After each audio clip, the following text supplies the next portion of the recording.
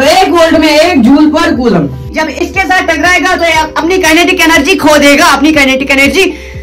Duct velocity, duct का मतलब घिसक घिसक के चलना। किसका घिसक घिसक के चलना सर? इलेक्ट्रॉन्स का घिसक घिसक के चलना। अपोजिशन है offered by the particles of conductor. अगर यहाँ पे ऐसे करो होता तो यहाँ पे ऐसे आ जाता, अगर यहाँ पे ऐसे तो यहाँ पे ऐसे आ जाता। V और I देता है रेजिस्टेंस का स्लोप। हेलो अस्सलाम वालेकुम व रहमतुल्लाहि व बरकातहू। उम्मीद करते हैं कि आप सब ठीक होंगे, बढ़िया होंगे, अच्छे से होंगे। और यह है हमारा लेक्चर नंबर 7 इलेक्ट्रिसिटी का। और इस लेक्चर की शुरुआत करते हैं एक जबरदस्त क्वेश्चन के साथ। आपके बुक में एक 3.2 की एग्जाम्पल है, उसके साथ उसकी शुरुआत करेंगे। क्वेश्चन क्या है? How much work is done in moving A charge of 2C।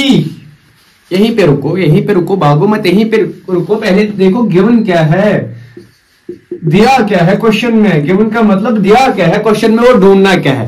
पहले देखो गिवन क्या है। गिवन है यहाँ पे 2C, C का मतलब कूलम, यानी चार्ज हमें मिला है। चार्ज तो मिल गया सर, क्यों तो मिल गया, कितना सर? 2C।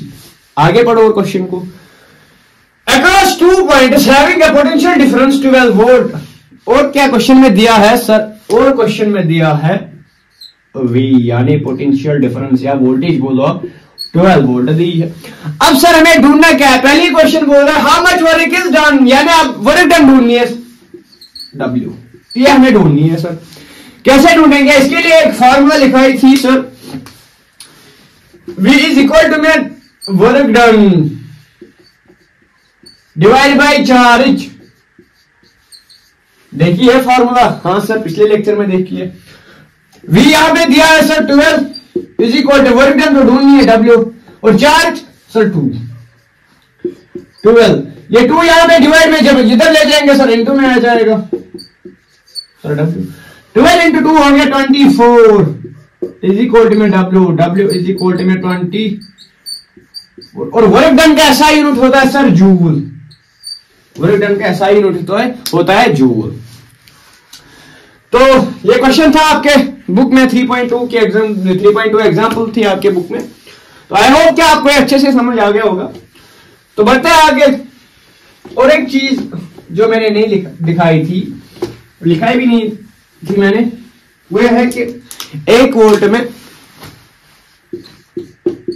हमने ये फॉर्मूला लिखी थी ना sir, V is equal to में W डिवाइड बाई C या Q, ये फॉर्मूला लिखा थी। इसका वोल्ट ऐसा यूनिट सर V है इज इक्वल में, इसका ऐसा यूनिट जूल है और इसका ऐसा यूनिट सर ये तो चार्ज कूलम भी है सर, कूलम भी है। तो 1 वोल्ट में 1 जूल पर कूलम होते हैं, 1 जूल पर कूलम होते हैं। ये नोट डाउन करना है, कभी एग्जाम में आ जाएगा objective type. Objective type question आ सकता है, आप इसको याद रखना। 1 वोल्ट में होते हैं 1 जूल पर कूलम, 1 जूल पर कूलम, ये याद रखना, बताना भूल गया था इसीलिए। तो बढ़ते हैं आज की लेक्चर की ओर। आज का जो हमारा टारगेट रहेगा सर वो क्या रहेगा? पहले जो हमारा टारगेट है, एक तो ओम्स लॉ का थोड़ा सा रिवीजन होगा ऊपर से, और रेजिस्टेंस हम देखेंगे। रेजिस्टेंस हम आज देखेंगे, ये हमारा टारगेट रहेगा आज के इस सेशन में, आज के इस लेक्चर में ये हमारा टारगेट रहेगा। बात करते हैं ओम्स लॉ की। हमने क्या बोला था सर? ओम्स लॉ ने क्या बोला था? ओम ने क्या बोला था? ये जो करंट है ये डायरेक्टली प्रोपोर्शनल है V के पोटेंशियल डिफरेंस के, यानी जितनी ज्यादा करंट फ्लो होगी उतना ही ज्यादा पोटेंशियल डिफरेंस होगा, उतना ही ज्यादा पोटेंशियल डिफरेंस होगा। ऐसे लिखो, ऐसे हमने लिखा था, यानी जितना ज्यादा वोल्टेज होगा पीछे से उतनी ज्यादा करंट फ्लो होगी, उतनी तेज करंट भी फ्लो होगी। और जब हमने इस प्रोपोर्शनलिटी को हटाया था उसके बदले R आया था। सर ये R क्या है? यही तो है रेजिस्टेंस, यही तो है रेजिस्टेंस। अब रेजिस्टेंस का मतलब क्या है सर? रेजिस्टेंस का मतलब है रुकावट, रेजिस्टेंस का मतलब है रुकावट। बात करते हैं रेजिस्टेंस की, बात करते हैं रेजिस्टेंस की।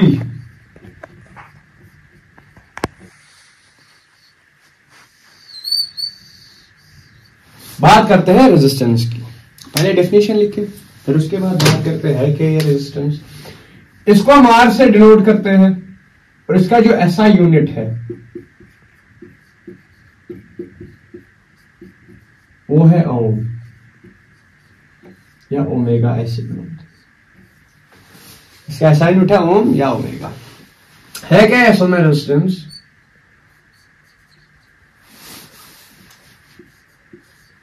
It is the opposition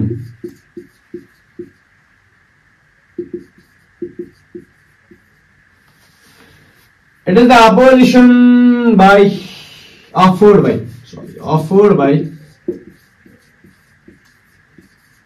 by the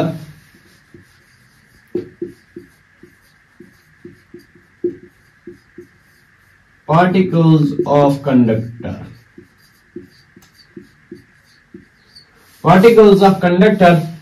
in the path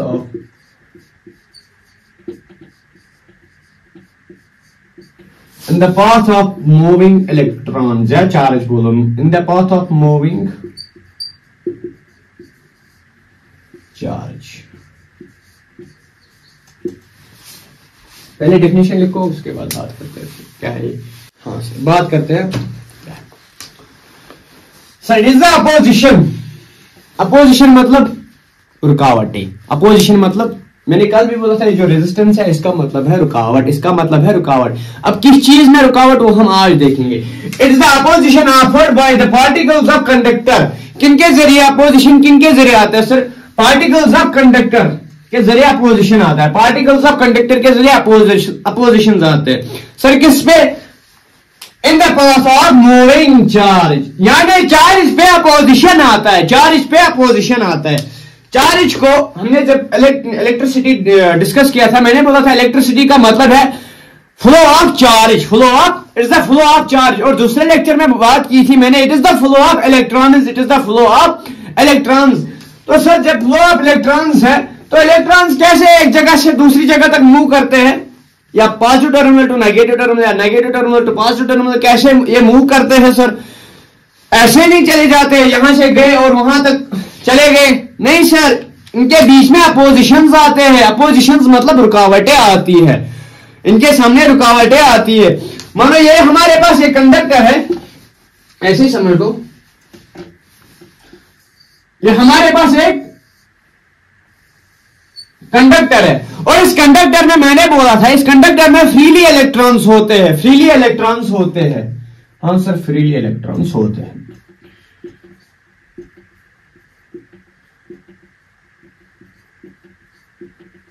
हाँ सर, इसमें फ्रीली इलेक्ट्रॉन्स होते हैं। इस करंट को चलाता है कौन है सर? पोटेंशियल डिफरेंस या वोल्टेज। जब पीछे से वोल्टेज आएगा, जब पीछे से वोल्टेज आएगा, इस इलेक्ट्रॉन को मूव करना है ना। जब ये इलेक्ट्रॉन मूव करेगा, या ऐसे नहीं जाएगा, बहुत भीड़ है ना इलेक्ट्रॉन्स की भाई। अब किसी ऐसी जगह पे जाओ जहां बहुत सारे लोग हैं और आपको बाहर निकलना है। मानो अभी मैं कमरे में हूं, इस कमरे में हूं, इस कमरे में बहुत सारे लोग हैं, बहुत सारे लोग हैं। मानो ये एक क्लासरूम है और इस क्लासरूम में टोटल स्टूडेंट्स है 40 या 50, ऐसे समझो 50 स्टूडेंट्स है। और इसी कमरे में अगर आग लग जाएगी, खुदा ना खास्ता अगर आग लग जाएगी, तो दरवाजे से निकलना है, तो कैसे सब लोग दौड़ेंगे ना, एक साथ सब लोग दौड़ेंगे। जब सब लोग एक साथ दौड़ेंगे तो जो दरवाजा है इसके सामने कुछ रुकावट आएंगे, एक साथ सब बाहर नहीं जा सकते सर।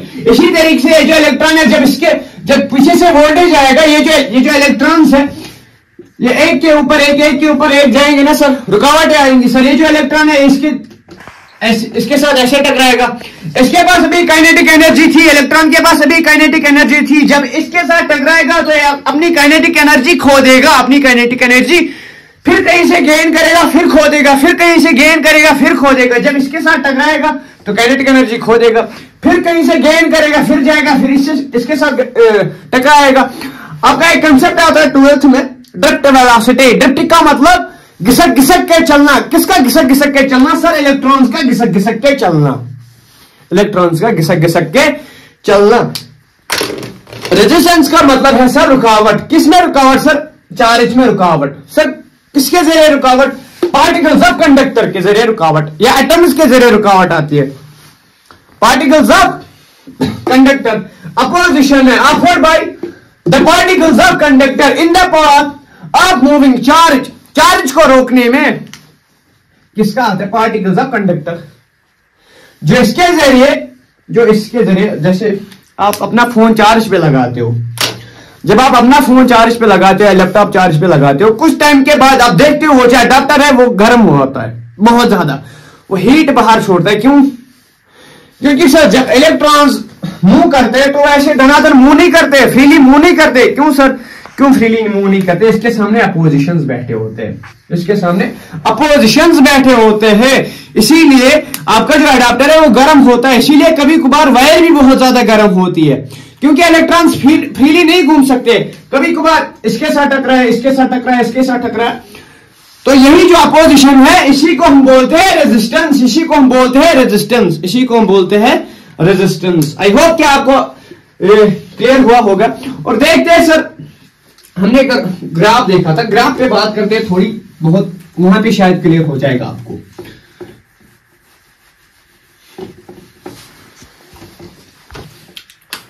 बात करते हैं सर ग्राफ की, बात करते हैं ग्राफ।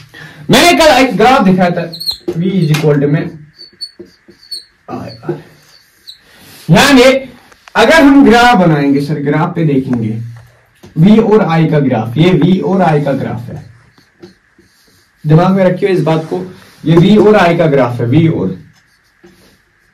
I का ग्राफ है। हाँ सर, ऑरिजिन पे तो सब 0 0 होंगे, सब करंट भी 0, पोटेंशियल डिफरेंस भी 0। हाँ सर, इनका ग्राफ कैसे आएगा? कल हमने देखा था ना sir, V is directly proportional to I।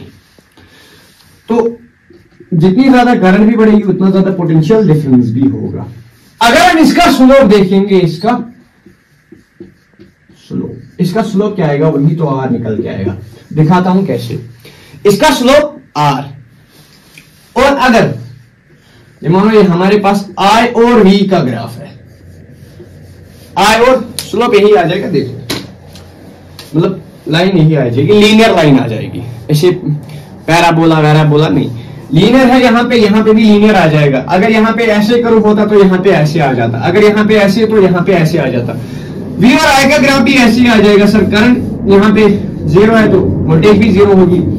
जब इसका ग्राफ दिखाएंगे सर ऐसे आ जाएगा, लेकिन इसका जो स्लोप होगा वो 1/r होगा, 1/r होगा। इस बात को याद रखना, कभी ऑब्जेक्टिव टाइप आता है एग्जाम में, V और I का ग्राफ और I और V का ग्राफ, तो इस बात को याद रखना। कैसे sir? V is equal to में IR, और यहां पे sir I is equal to में V डिवाइडेड बाई R, इसके लिए। और बात करते हैं फिर से स्लोप निकालते हैं। स्लोप कैसे निकालते हैं? स्लोप कैसे निकालते हैं? एक छोटा सा टॉपिक बचा है।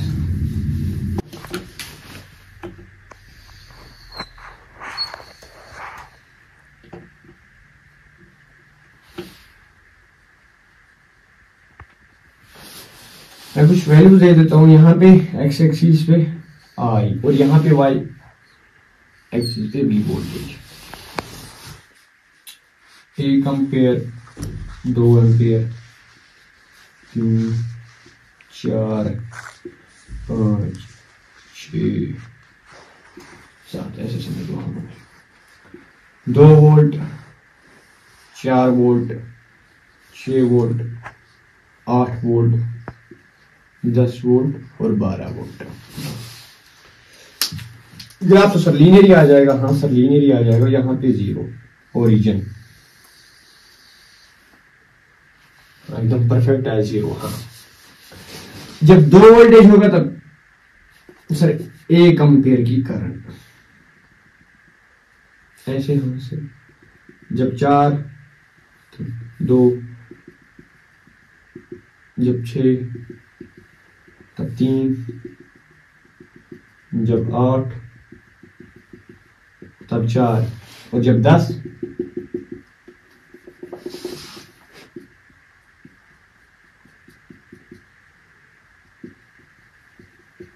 तब 5। ऐसे ही होगा। मुझे क्या ढूंढना है? स्लोप। थीटा मुझे ढूंढना है यहां से, ये वाला थीटा,